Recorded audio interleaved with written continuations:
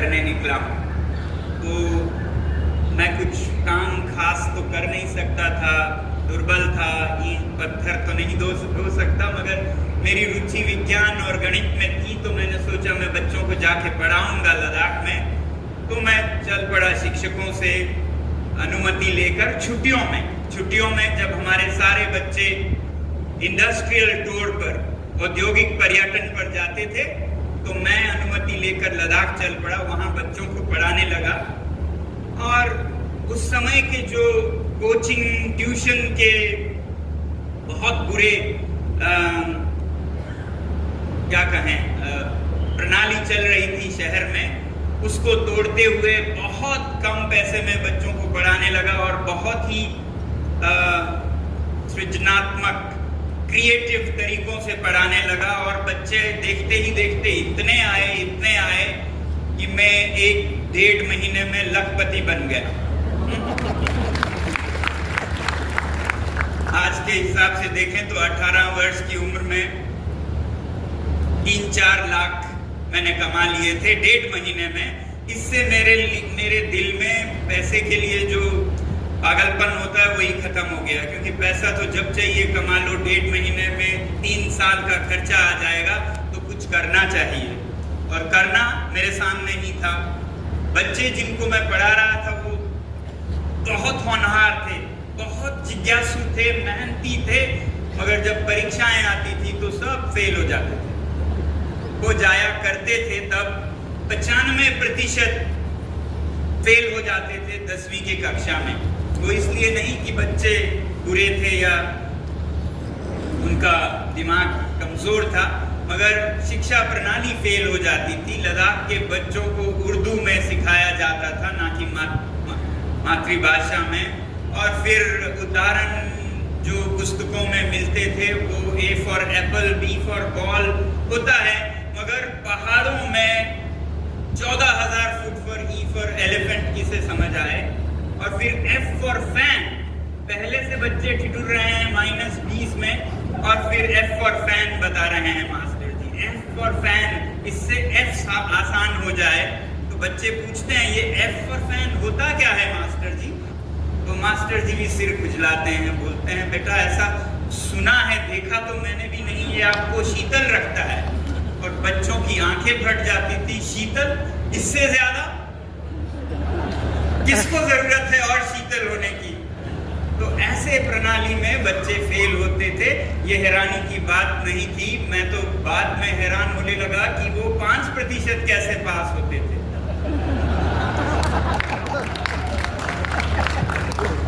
तो जो भी हो, उनको सिखाते सिखाते शिक्षा से मेरा जुड़ाव हो गया, और अब मैं सोचने लगा कि शिक्षा में सुधार लाने की जरूरत है।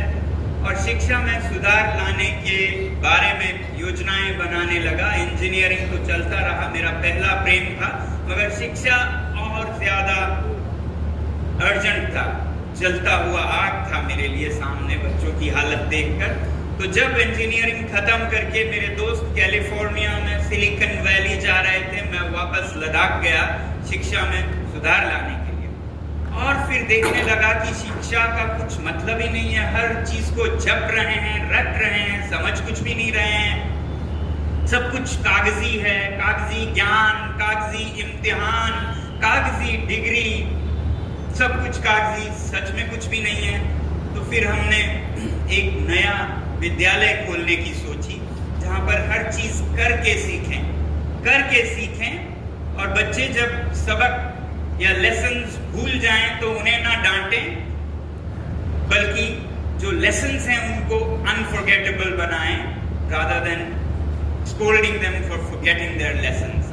तो लेसन्स को कैसे अनफॉरगेटेबल बनाया जाए, कैसे वो अभ्यास अनुभव के स्तर पर सीखें, सिर्फ दिमागी नहीं हो, हाथों से सीखें, उंगलियों से सीखें, दिमाग और दस्त, सिर्फ हेड अकेला नहीं हो, हैंड्स भी हो, हाथों से भी सीखें।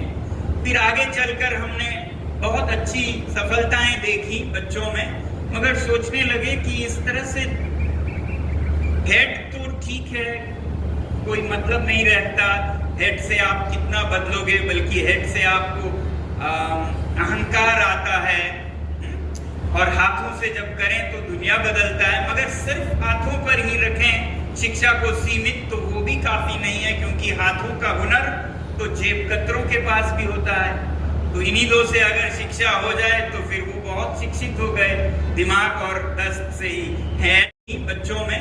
मगर सोचने लगे कि इस तरह से हेड तो ठीक है, कोई मतलब नहीं रहता, हेड से आप कितना बदलोगे, बल्कि हेड से आपको अहंकार आता है, और हाथों से जब करें तो दुनिया बदलता है, मगर सिर्फ हाथों पर ही रखें शिक्षा को सीमित तो वो भी काफी नहीं है, क्योंकि हाथों का हुनर तो जेब कतरों के पास भी होता है। तो इन्हीं दो से अगर शिक्षा हो जाए तो फिर वो बहुत शिक्षित हो गए, दिमाग और दस्त से ही, हेड और हैंड से।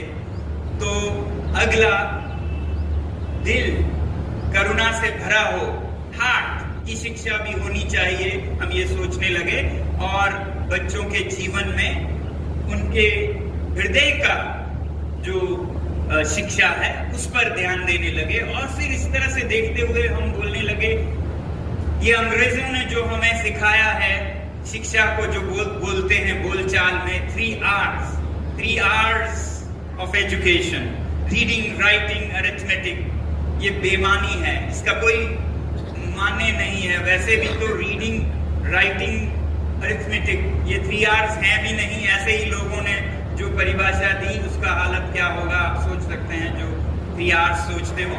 तो हमने कहा 3 H's होने चाहिए, 3 H's, head, hand and heart. अब संयोग की बात, आज से कोई 35 साल पहले एक शिक्षाविद आए हमारे विद्यालय में और बोलने लगे, अरे आप लोग ये 3 H जो बोल रहे हैं, ऐसा ही गांधी जी ने भी कहा था नई तालीम के बारे में, वर्धा में 3 H की बात की। और हमें बहुत खुशी हुई कि हम शायद सही रास्ते पे ही हैं, कि गांधी जी ने भी इन्हीं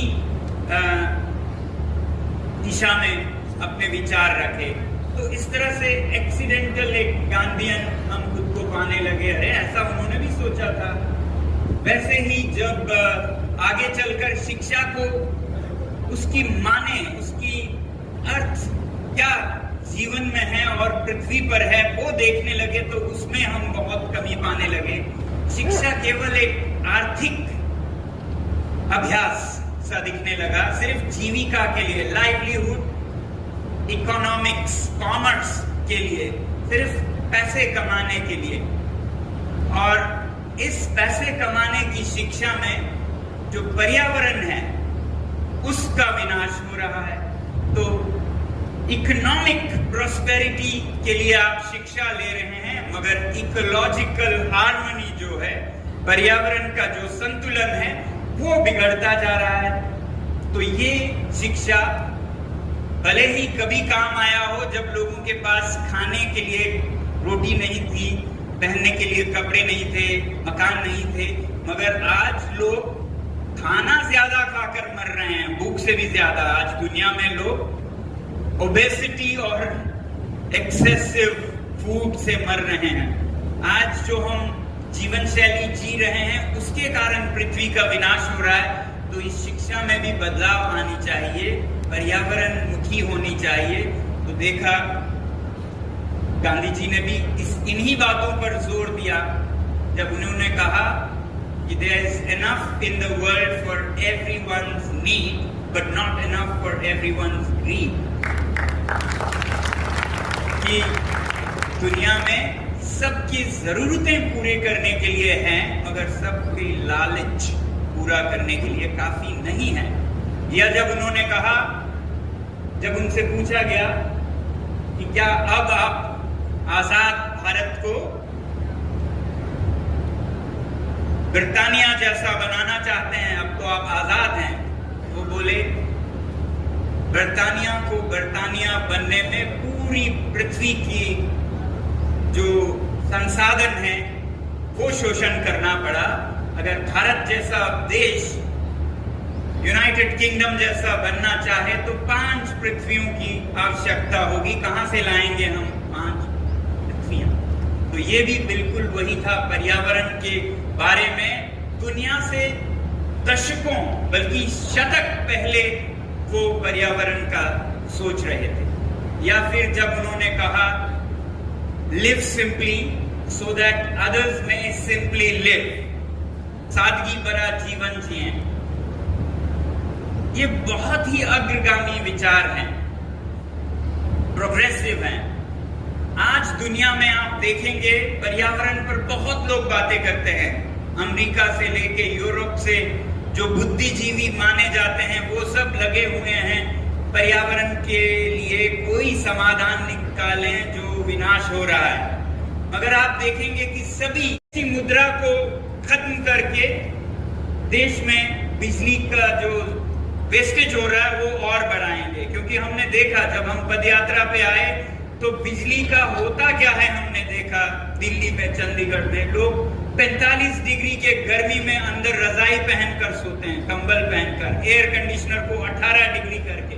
तब बहुत दुख हुआ कि हमारी बिजली जो कि हमारे लोगों के जीवन को खतरे में डाल के तहस नहस करके जो बिजली बनेगी वो अगर किसी अस्पताल में काम आती, समझ आता, लोग इस तरह से व्यर्थ करेंगे तो ऐसा तो नहीं होना चाहिए। तो वो बिजली कितना बने, कहाँ बने, कैसे बने, स्थानीय लोगों की तो कुछ सहभागिता हो। तो यही 6वां शेड्यूल देता है अधिकार कि आपसे पूछ कर होगी। और लद्दाख के लोग कभी सूर्य ऊर्जा के परियोजनाओं को ना नहीं कहते, वो देश के लिए जान देने के लिए तैयार रहे हैं हमेशा। तो क्या बिजली नहीं देंगे? देंगे, मगर उनसे भी पूछ के लीजिए कि यहाँ कोई नहीं चराता है, यहाँ से लीजिए, यहाँ ना लीजिए, ऐसा कुछ नहीं, यहीं से लेंगे और लेके रहेंगे। इस तरह से जबरदस्ती अगर करेंगे तो लोग फिर संघर्ष के लिए बाहर निकलेंगे ही। तो ऐसी परियोजनाएं जो कि दुनिया की जो अभी तक सबसे बड़ी है उससे 3 गुना बड़ी होगी, 13,000 मेगावाट, 150 वर्ग किलोमीटर का। तो ऐसे बहुत परियोजनाओं का लाइन लगा है। तो हमें अब समझ आता है कि ऐसे बड़े बड़े कॉर्पोरेट्स को बिना पूछे जमीनें देने के लिए लद्दाख के लोगों को ऐसे छोड़ दिया जा रहा है वचन देने के बाद भी। और ये बहुत बड़ी मूर्खता भी दिखती है, क्योंकि लद्दाख के लोगों ने बिना वर्दी के हर युद्ध में भाग लिया है। आप सोचिए, हर युद्ध में, चाहे वो 48 के हो, 62 के हो, 65 के हो, 71 के हो, 99 के हो और 2020 के हो, लोगों के बिना हमारे सैनिक ऐसे होंगे जैसे एक हाथ से तलवार चला रहे हैं, एक हाथ बांधकर। तो लोगों का एक हाथ, सेना का एक हाथ रहा है। अब उन लोगों को नाराज करके कुछ कंपनियों को खुश करना ये देश हित में है क्या? इससे कौन खुश होगा? इससे चीन खुश होगा कि यहाँ सीमा पर लोग नाराज हो रहे हैं, भारत की सेना कमजोर होगी, तो चीन खुश होगा। तो मैं तो कहूंगा ये चीन क्या कहेंगे, तो सहायता करने जैसा कदम होगा अगर इस तरह से लोगों को नाराज करके ऐसे परियोजनाएं हम लाएं। तो इसलिए हमने ये सोचा कि ये बात और बिगड़ती जाए जो कि भारत के हित में ना होगी, हम आवाज उठाएं और वचन पूरा करवाने की मांग करें। इसलिए फिर हमने वही चुना जो कि गांधी जी का पद था कि हम किसी को ना बुरा भला कहना चाहते थे, ना कुछ बुरा भला करना चाहते थे। हम खुद पे पीड़ा उठाकर उनसे एहसास करवाना चाहते थे कि उन्होंने कुछ गलती की है। तो इसलिए हमने कहा हम अनशन पे जाएंगे, खुद को पीड़ा देंगे, आपको नहीं देंगे, मगर आपका ध्यान जरूर खींचेंगे अपनी समस्याओं के लिए। तो इसलिए आपने सुना होगा पहले 1 हफ्ते की अनशन की सांकेतिक, फिर 2 हफ्ते की, फिर 3 हफ्ते की करते आए हैं। और 21 दिन जो हमने किया वो भी गांधी जी से प्रेरित था, क्योंकि हमने देखा कि गांधी जी की जो सबसे लंबी अनशन थी वो 21 ही दिन की थी। तो हमने उन्हीं के पद चिन्हों पर चलते हुए 21 दिन की अनशन की, जिसके बाद सरकार ने कुछ सुनना शुरू किया, मगर क्योंकि बहुत देरी, बहुत आहिस्ता सब कुछ चल रहा था, तो हमने फिर एक पद यात्रा भी की जो फिर गांधी जी के पद चिन्हों पर है। लेह से लेकर दिल्ली तक हम 1 महीने तक लगभग 1000 किलोमीटर चलते हुए दिल्ली में अपनी फरियाद, अपनी कथा सुनाने आए। कोई 150 लोग, जिसमें से 5-6 लोग तो 80 से ऊपर के थे, 80 वर्ष से ऊपर के थे, और लगभग 20 लोग भूतपूर्व सैनिक थे। आप समझ सकते हैं कितने देशभक्ति के साथ वो लड़े हैं। उसी देशभक्ति के साथ सरकार को याद दिला रहे हैं कि ये जो आप कर रहे हैं वो गलत कर रहे हैं, इससे देश का हित नहीं होगा, इससे सीमा सबल नहीं दुर्बल होगी। तो ये याद दिलाने हम दिल्ली तक आए, ठीक उसी तरह जिस तरह से गांधी जी ने खुद पर पीड़ा लेकर सरकार को, तब के ब्रिटिश सरकार को समझाने की कोशिश की।